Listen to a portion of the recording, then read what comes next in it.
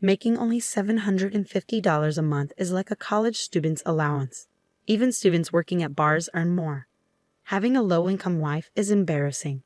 Maybe you should get a divorce so our son can find a better wife. After all, he's a great catch. My mother-in-law keeps making these rude comments after seeing a pay stub, but it's not even mine. My name is Amanda, and I'm a 32-year-old nurse. I've been married to John for 5 years. We met in college, started dating, and eventually got married. We first met at a party when he was a medical student and I was studying to be a nurse. John hasn't passed the medical licensing exam. He failed twice and took 3 years off. Now he's working part-time and studying hard for the exam. I'm working full-time as a nurse, so I make most of the money for us. John isn't into bragging about money or posting pictures of fancy cars on social media. He's serious about his work, reading stories about people who've lost loved ones to illness, keeping up with the number of people affected by infectious diseases, and studying Japan's healthcare system. I respect him even though he's not a doctor yet. He genuinely wants to help people, so I didn't leave him despite his lack of income and being in his 30s. He hasn't told his parents that he isn't a doctor yet. Sorry, my mom is too nosy, he says. It's okay. I support you, so you don't have to worry about your parents. Live your life the way you want. This is just temporary. That's why his situation remained a secret. No one knew because he worked as a night security guard at the hospital where I worked. This way, he was technically employed there. He had enough knowledge and information from my stories to sound like a doctor. So when his parents, who rarely saw us, asked about him, I said yes, patients really like him. I believe that while cruel lies can hurt people, kind lies can sometimes save them. Telling a patient you have 3 months left and there's no chance of recovery is like starting a countdown. It's better to say, you look good today and you ate a lot. That's how people are. On the other hand, my mother-in-law is very different from my serious and honest husband. She has a harsh personality and is a typical overbearing mother-in-law. She looks down on me for being just a nurse married to her son, the doctor. There must have been so many better options, like a beautiful dermatologist. I always apologize and bow my head when she says things like that. I wholeheartedly support my husband in his pursuit of becoming a doctor, but right now, he's just a high school graduate with a lot of medical knowledge working part-time. He's not even a medical intern yet. However, my husband is genuinely grateful, often saying, "Thank you for everything always." So I silently support him. I'm also very busy with my work. Our combined income is barely enough to make ends meet, but it couldn't be helped. I didn't care much about money because I admired Florence Nightingale and wanted to help people. Currently, I'm a nurse in internal medicine, which has the heaviest workload.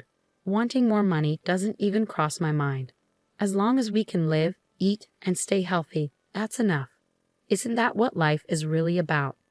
Even though I'm the one supporting my husband's living expenses and tuition, my mother-in-law tells everyone in the neighborhood, my son is a doctor and earns well. If he were a serious doctor, he wouldn't want his mother bragging about his income, whether good or bad. But my mother-in-law doesn't care and only talks about money, money, money. As her son, he has no choice but to silently endure it. She doesn't know that he's actually working as a security guard in uniform at the hospital instead of walking around in a white coat as she brags about. Even if he were walking around in a white coat, it's not something to boast and gossip about. I understand her pride, but she should hold back. I was worried that my husband's mental state might suffer and he might fail the medical licensing exam because he's barely hanging on.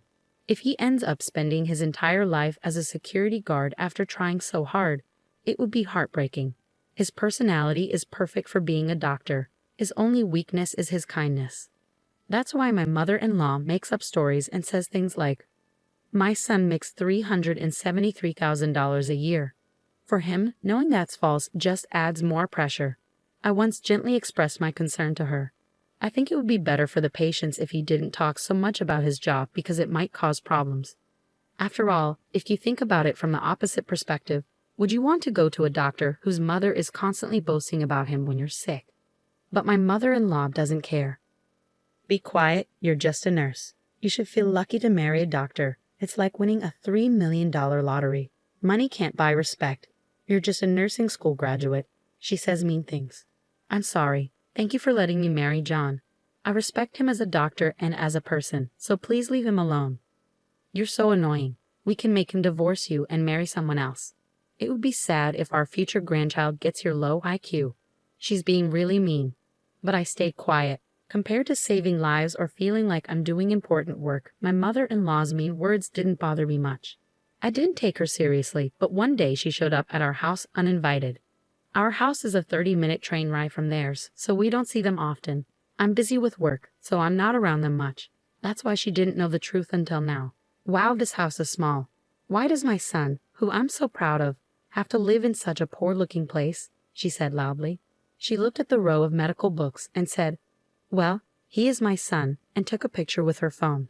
But most of the books were for the national medical exam, so I felt nervous. Since this year's books were there, it might show he's still studying. I tried to stay calm, but my heart was racing. Mother-in-law, I'm sorry. We're both busy with work, so we haven't had time to find a bigger place, especially recently. I hinted for her to leave. But then she started looking around our house. What's with these strange dishes? If you're a doctor, you should buy fancy ones. Yes, I'm sorry. They're from a cheap store. What? Cheap store. I'm getting rid of them. No, we didn't have much money because we were spending it on my husband's textbooks and tuition. So we saved money on things like plates that didn't affect our basic meals.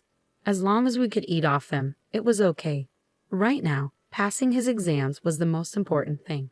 At that time, my husband happened to be working as a security guard at the hospital. It was a good thing he wasn't home. I didn't want him to get upset, so I wanted to get my mother-in-law to leave while he was at work. But she kept going through our stuff. I'm going to get rid of these clothes that look like something a student would wear. If you're a doctor, you should wear expensive clothes. She threw away my husband's favorite clothes. And what's this? A cheap watch? If you're a doctor, get a fancy one, she said, tossing it aside, not realizing the usefulness of a smartwatch. Each thing she threw away was bought with the little money my husband earned. He would have rather been in the operating room treating patients than standing outside feeling humiliated. But he kept working hard for his dreams and the sweat he put into it. But she didn't stop. It's because he married a poor girl that you're living like this, even though he's a doctor. It's unbelievable. I thought we could go shopping together and maybe you could buy me a bag or something. Her words were really mean. I had to tell her that what she expected from my husband, whether he's a student or not, was different from how we lived. I was a doctor too. I wasn't just after his money. Mother-in-law, he's not that extravagant. We like our life the way it is, I said calmly. But she wouldn't listen. You're so frustrating. Do you know how hard he worked to get into medical school? My mother-in-law yelled, getting angrier. She kept searching my house, not stopping at the kitchen but going through every closet, throwing away anything she thought was cheap. Then she started looking through our bills and paperwork. That's when she found the pay stubs. They showed $750.25. Even though my husband's name was on them, she either didn't notice or couldn't read it. She shouted, $750. What do you mean $750?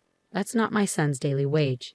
Even anesthesiologists make $750 a day, and you're the wife of a doctor making only $750? Are you not working hard enough, or what? She started to lose control.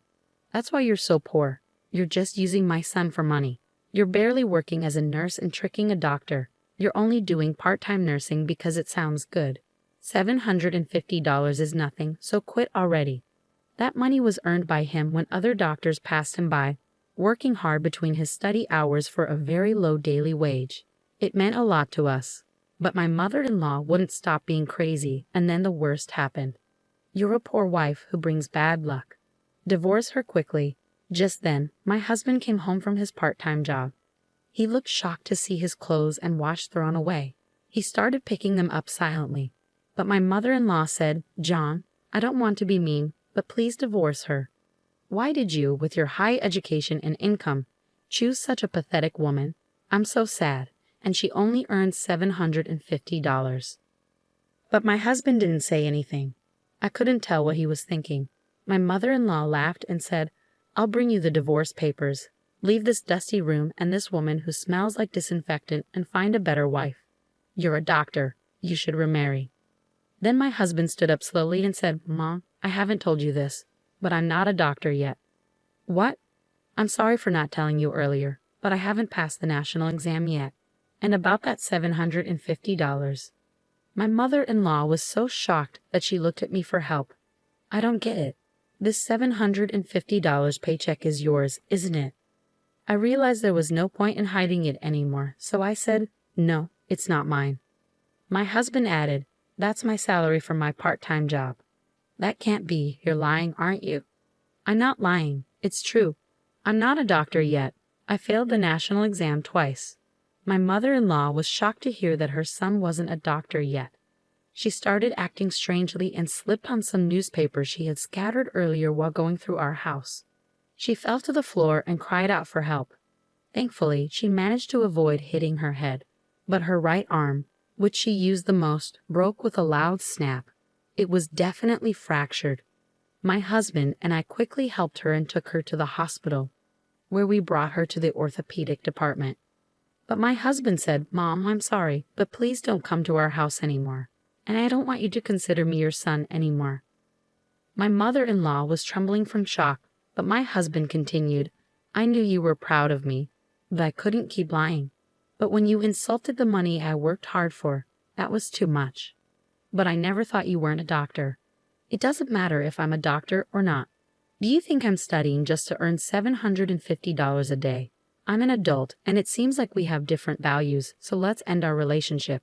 It seemed like my husband had truly decided to cut ties with his mother. She, who had found purpose in boasting about her son, seemed completely heartbroken. Nowadays she stays at home, too embarrassed to face her neighbors. That same year, my husband passed the medical licensing exam. Despite being a bit older, he started working as a resident physician and did exceptionally well, always showing kindness, like offering tea to the security guards. Our days became peaceful and happy. If my mother-in-law had just waited a few more months, her dream would have come true, and she could have seen him in his white coat. It's really a pity, but she brought it upon herself.